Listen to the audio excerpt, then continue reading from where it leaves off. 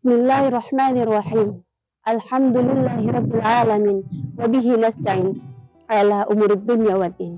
Wassalatu wassalamu ala asrafil anbiya'i wal mursalin wa ala alihi wa sahbihi ajma'in. Rabbi ishrah li sadri wa yassir li amri wahlul 'uqdatam min lisani yafqahu qawli. Puji dan syukur marilah senantiasa kita panjatkan kehadirat Allah Subhanahu wa taala. Tuhan yang Maha Pengasih lagi Maha Penyayang. Tuhan yang Maha Esa lagi Maha Berkuasa. Karena Dialah yang menciptakan langit dan bumi serta segala isinya. Yang di dalamnya tunduklah segala kekuasaan.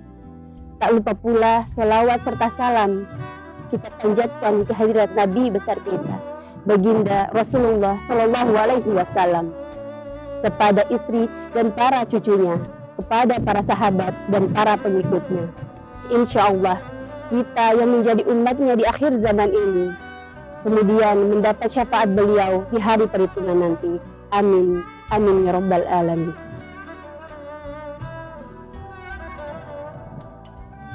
Assalamualaikum warahmatullahi wabarakatuh. Dewan Hakim Bidang Ceramah Musabaqah Tilawatil Quran Politeknik Nasional tahun 2024 dan jamaah yang berbahagia. Dewasa ini, bangsa kita sering dihebohkan dengan adanya berita di berbagai media massa tentang fenomena krisis, baik itu krisis karena ekonomi, krisis karena degradasi hukum dan peradilan, dan yang teranyar ketika kita mendengar istilah fenomena krisis etika berdemokrasi dan lain sebagainya. Fenomena krisis ini terjadi manakala anggaran negara dalam jumlah yang besar yang telah ditetapkan untuk dimanfaatkan kepada rakyat tiba-tiba hilang, lenyap masuk ke kantong para pejabat. Inilah krisis dari sisi ekonomi. Ada pula krisis karena degradasi hukum dan peradilan, di mana para penegak hukum yang seharusnya membela kebenaran justru berpihak kepada mereka yang berlaku salah.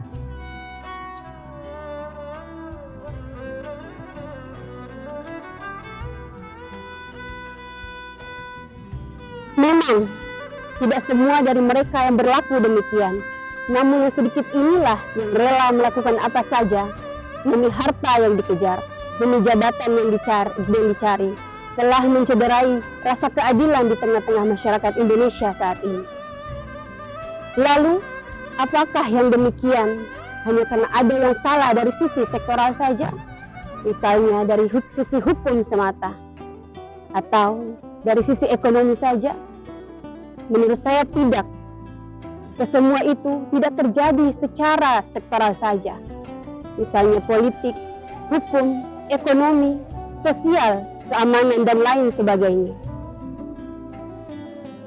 Kesemua itu terjadi karena kurangnya kesadaran kita tentang pemaknaan arti kepemimpinan secara lebih luas, terutama kepemimpinan berdasarkan perspektif Al-Quran, sebagaimana topik yang kita bahas saat ini, yakni tentang kepemimpinan berdasarkan perspektif Al-Quran dalam Musabaqah Tilawatil Quran tahun 2024 ini.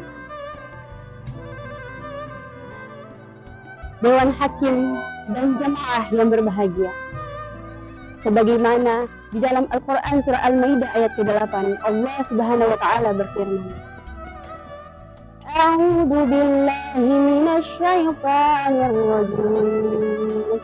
Bismillahirrahmanirrahim. Ya ayyuhalladzina amanu kunu qawwamina lillahi syuhada'a bil qist. Wa la yajrimannakum syana'an qawmin 'ala alla ta'dilu huwa aqrabu lit-taqwa wattaqullah innallaha khabirun bima ta'malun.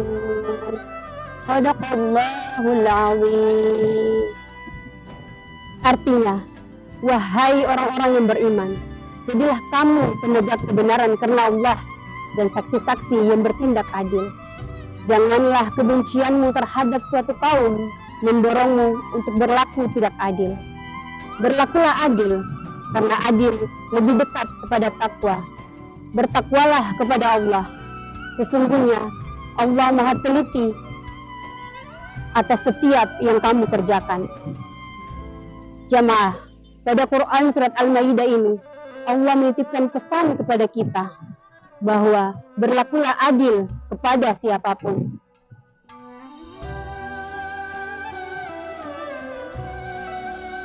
Nah, siapakah yang Allah maksud untuk berlaku adil tadi? Tentunya mereka yang diberi amanah untuk memimpin atau menjadi pemimpin dari kaumnya.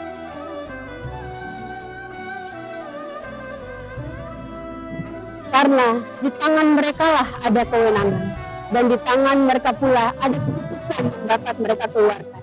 Dan tentunya kita sebagai rakyat wajib melaksanakannya. Dan kewajiban melaksanakan keputusan pemimpin ini sesuai dengan pesan Allah dalam Al-Quran. Tepatnya di surah An-Nisa ayat ke-59 yang artinya, taatlah kepada Allah, kepada Rasul, dan ulul amri atau pemimpin. Lalu, keputusan yang bagaimana yang menjadi wajib agar kita laksanakan dari seorang pemimpin? Di surat yang sama, yaitu surat Al-Maidah ayat ke-8. Sebagaimana saya bacakan tadi, Allah hanya menyebutkan satu kriteria dari sebuah keputusan yang adil, yakni janganlah kebencianmu terhadap suatu kaum mendorong kamu untuk berlaku tidak adil. Wala yajrimannakum syana'anu qaumin 'ala alla ta'dilu. Saya ulangi, janganlah kebencianmu terhadap suatu kaum mendorong kamu untuk berlaku tidak adil. Ayat ini adalah norma tertinggi dari seorang pemimpin, norma yang harus dipegang sebagai etika ketika menjadi pemimpin, yaitu berlakulah adil, adil dalam segala hal, adil dalam segala urusan, dan adil ketika membuat keputusan. Jamaah yang berbahagia, demikianlah yang dapat saya sampaikan dalam kesempatan yang terbatas ini. Mudah-mudahan bermanfaat bagi kita semua. Wassalamualaikum warahmatullahi wabarakatuh.